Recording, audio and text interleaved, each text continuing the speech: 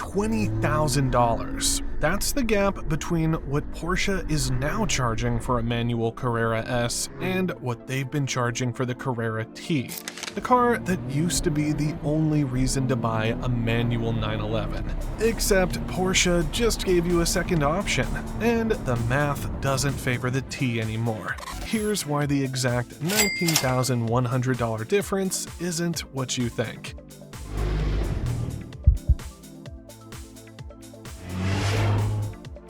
Today, during Monterey Car Week, Porsche opened orders for the 2027 911 Carrera S with the MT package. Timo Resch called it a response to overwhelming customer demand. It's North America exclusive, it uses the same 6-speed manual as the Carrera T, and it comes loaded with hardware the T charges extra for or doesn't offer. Monterey Car Week is where Porsche drops its biggest North American news, and the Pebble Beach crowd is exactly who buys these cars. This matters because the 992.2 Carrera S launched as PDK only. No manual, no clutch. The enthusiast community complained for months, and Porsche listened, but they built an entire package around it. I saw this pattern play out with the 718 GTS 4.0. Customer backlash brought the flat 6 back. Porsche delivered exactly what we asked for, and then they killed the line anyway. While other manufacturers are killing their manual programs, Porsche is doubling down. Doubling down created a collision with the Carrera T. The press release practically says so out loud. That makes this announcement a statement about who Porsche thinks its buyers are, plus what they're willing to pay for 3 pedals in 2027. The headline is that the manual S is back. The real story is what it does to the lineup underneath it. Porsche now offers 7 911 variants with a manual transmission in North America. 7. The Carrera T was your entry point at $148,000, and it's manual only, with no PDK option for either the coupe or cabriolet. The MTS starts at $167,100. That's a $19,100 spread between them, and when you look at what each delivers, that spread doesn't make sense anymore. The $19,100 isn't a transmission premium. It's the fee Stuttgart is charging to make the Carrera T irrelevant. Porsche's entire pitch on the Carrera T has always been one word: wait. Strip the sound deadening, lose the rear seats, use lightweight glass, and sell purity at a discount. Porsche calls it targeted lightweight construction, and the marketing is relentless because nearly every brochure mentions the rear seat delete, the reduced insulation, and the lightweight glass. The official curb weight of the manual Carrera S with MT package is 3,327 pounds. Porsche's own press release puts that at 11 pounds over a Carrera T coupe. Not 1,100, 11. A tire inflator kit weighs more than the difference. The center lock wheels on the MTS save 17 pounds over the standard Carrera S wheels, and that's how close the MTS gets. It's so loaded with lightweight hardware that it almost erases the weight advantage of a car that removed rear seats and insulation on purpose. If you spread that $19,100 gap across 11 pounds, you're paying $1,736 per pound of difference. That's not a spec sheet win you can market around. That's the T's entire identity evaporating in a single row of the comparison chart.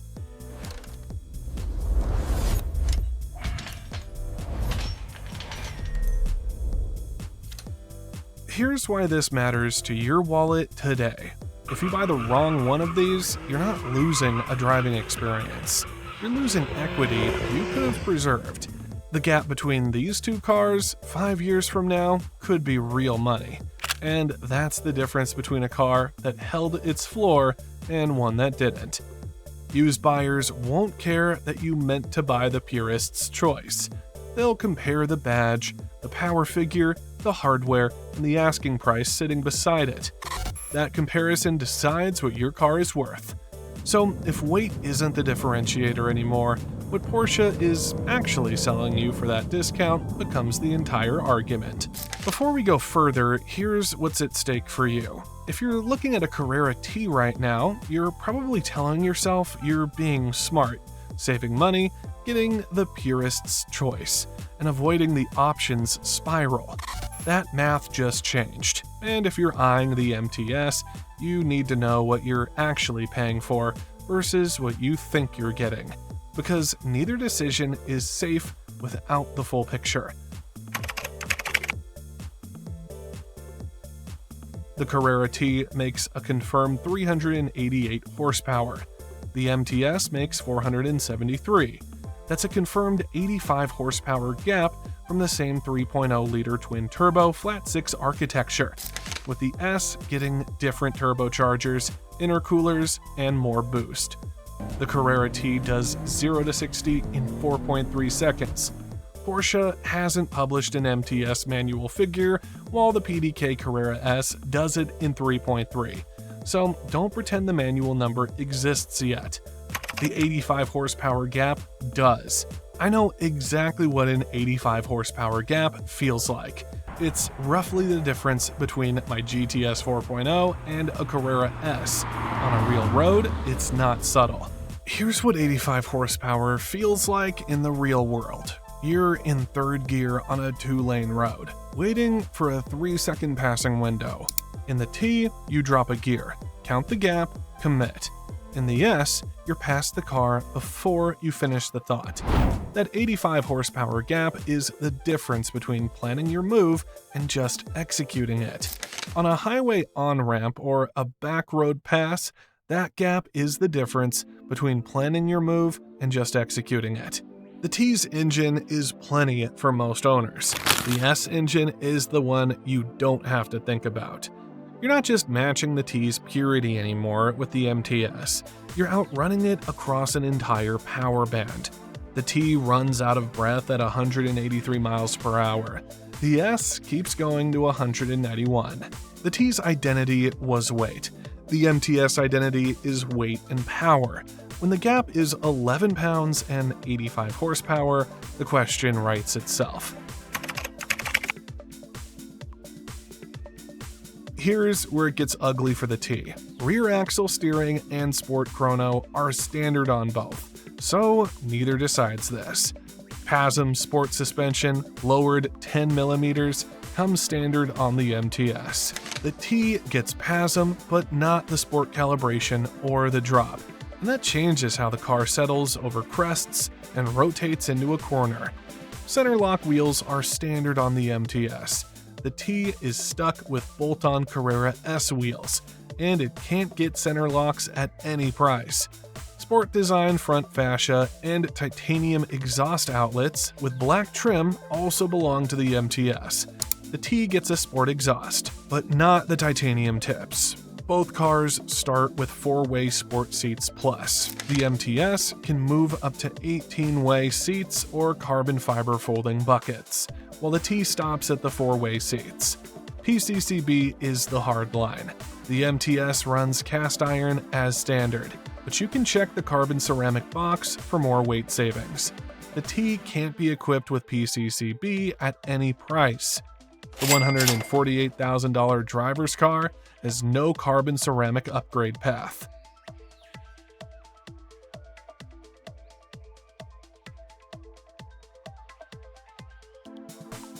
Inside, both get the walnut shift knob and Sporttex plaid seat centers. The MTS can also get the chalk-striped interior package that matches the T's design language. Porsche built the MT package to look like an upgraded Carrera T, because that's exactly what it is. Pin this in the comments. Tell me, T or S, which one you're actually ordering and why. I'm reading every single response before the follow-up video I'm already planning. And if you haven't already, subscribe. This lineup is about to get messier before it gets clearer. Let me put the gap in dollars that move. $19,100 over 5 years is $3,800 a year. That's about $10 a day. Here's the real question. Are you getting $10 of daily satisfaction from 85 horsepower, or are you paying $10 a day for a badge you're not using? Carrera T Coupe $148,000, Carrera S with MT package $167,100. That's $19,100 before destination. Here's what that premium buys you: 85 additional horsepower, center lock wheels, PASM sport suspension, titanium exhaust, sport design bodywork, the ability to check the PCCB box, and here's what it doesn't buy you: a different transmission. It's the same 6-speed manual, which isn't surprising because the T doesn't offer PDK at all. It's manual only across both body styles, a different weight figure, with 11 pounds, a different chassis philosophy. The T already has a rear axle steering and PTV. This is a spreadsheet problem. The manual is identical. The weight differs by 11 pounds. And the T already has rear axle steering and PTV. But do the math both ways. The T costs $381 per horsepower, $148,000 divided by 388. The MTS costs $353 per horsepower, $167,100 divided by 473. On pure output, the more expensive car is the better deal. The $19,100 gap works out to $225 for each extra horsepower. You're paying for real engine and chassis hardware, not access to a manual transmission. Now, 85 horsepower matters. 3/4 of a second to 60 matters. Being able to tell people you drive a Carrera S instead of a Carrera T matters. The real question is whether the premium is worth it for you. Now, the Carrera T still has a case. A strong one. The reduced sound deadening, the lightweight glass, the rear seat delete, those are real things that affect how the car feels at 7/10 on a back road. If you're buying the T because you want the least car, the most analog experience, the one that vibrates and hums and reminds you you're in a sports car, the T still does that better than the MTS will. The MTS is heavier by 11 pounds, more insulated by a margin, and has more tech baked into its standard spec.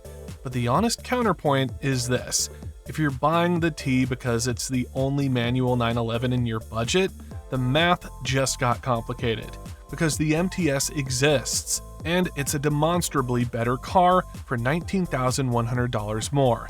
And in the context of a $150,000 purchase, $19,100 is not a deal breaker. It's an option package. Before we talk about who's going to lose money here, ask yourself which buyer you are. The answer changes the verdict completely. Here's the idiot tax risk on both sides. Buy the T today assuming its exclusivity holds, and you're betting against a car Porsche just quietly outspec'd. The T was special because it was the only manual 911 below the GT3 price point. Now it's not. The MTS doesn't replace the T, it sits above it, but it takes a giant chunk of the T's identity with it. When used buyers compare a T and an MTS in 3 years and see an 85 horsepower gap for a used price gap that's probably shrunk to $10,000, the T loses that comparison every time. Buy the MTS at $167,100, assuming it holds value like a limited run variant, and you're betting on a car that isn't limited at all. Orders are open. Porsche called it a package, not a production cap. The MTS is not a special edition. It's a box you check on the order form. The resale premium on this car will be driven by two things: manual transmission take rate, which has historically been low on the Carrera S, and the fact that it's North America exclusive. But exclusivity based on a software checkbox is not the same as exclusivity based on allocation. Manuals are disappearing from the market entirely, and Porsche knows it because the press release says some brands are abandoning the manual. That exclusivity helps resale until it doesn't. If take rates stay low, the MTS could become a curiosity instead of a commodity, and that uncertainty cuts both ways. Neither car is a safe bet, but the MTS has more variables. Neither bet is free. One of them is just better documented than the other. The danger is buying either one without knowing exactly which one you are. The idiot tax in this decision isn't picking wrong, it's not knowing the answer before you sign. You need to answer one honest question before you order, and if you cannot answer that without hesitating, you are not ready to sign. But here's what Porsche didn't tell you when they announced the package. The real question isn't which car to buy, it's what the lineup says about Stuttgart's next move. I bought a 718 GTS 4.0 in 2024 because I saw Stuttgart stack 3 trims at 3 price points and quietly pull the whole line. This lineup is doing the same thing. Porsche brought the manual back to the Carrera S. That's good news. Here's the answer to the question they didn't ask. The Carrera T used to be the answer to one simple question: which manual 911 can I afford?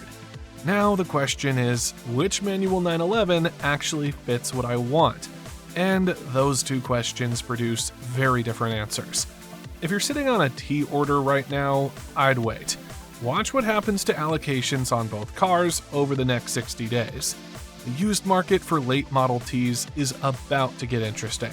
And if you're ordering the MTS, congratulations, because it's the better car. But just know exactly what you paid for. The first allocation data will tell us whether dealers are treating this as a standard order or a markup opportunity. If ADM shows up on the MTS, the real gap could stretch past $25,000, and the T starts looking like a bargain again. I'm already tracking those numbers for next video. Subscribe so the next video reaches you before the dealer does. I'll be tracking the first allocation data and dealer markup reports as soon as they arrive.